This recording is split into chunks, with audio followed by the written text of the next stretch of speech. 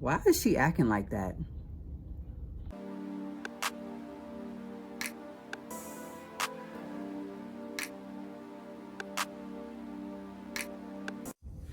Hey everyone, and welcome to my channel. My name is Ciara. If you're new here, welcome, and if you're an old subscriber, welcome back. Come on in.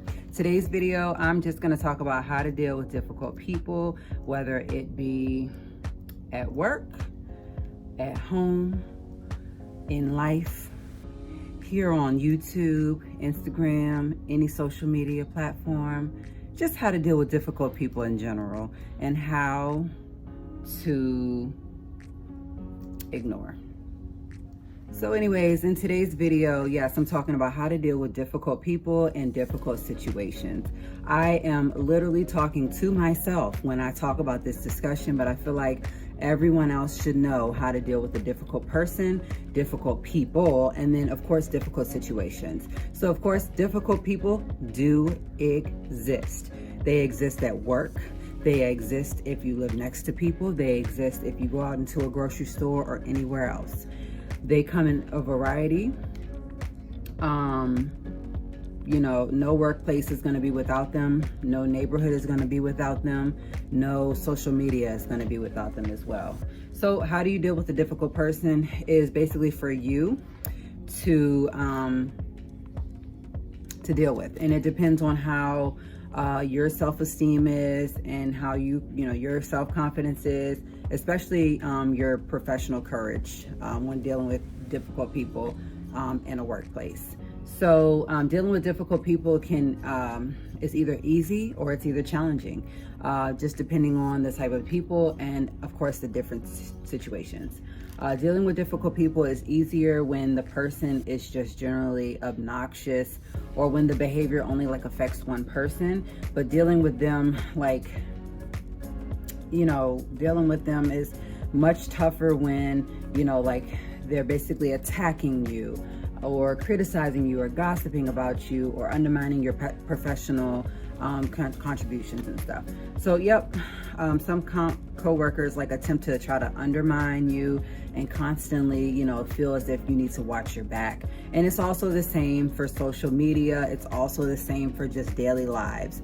I know I had one chick who, was very supportive, and then all of a sudden the support just was gone.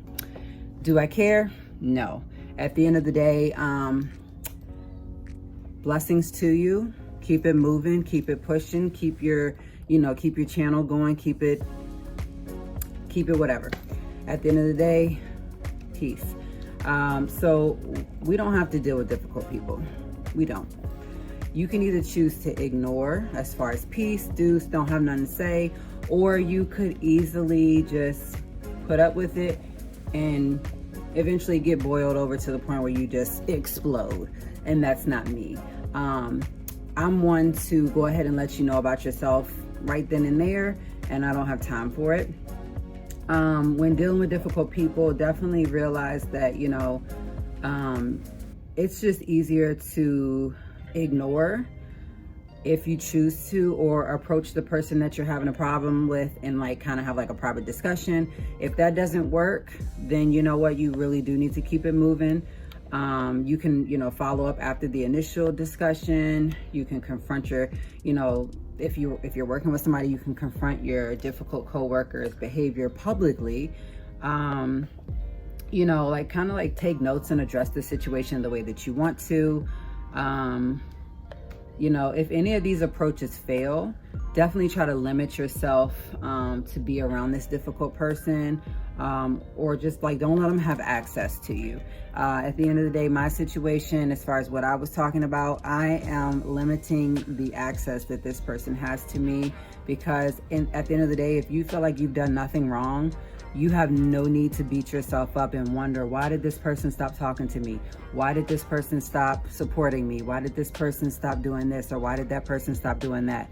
At the end of the day, we're all human beings, and we really don't have to put up with what we don't want to put up with. Point blank, period.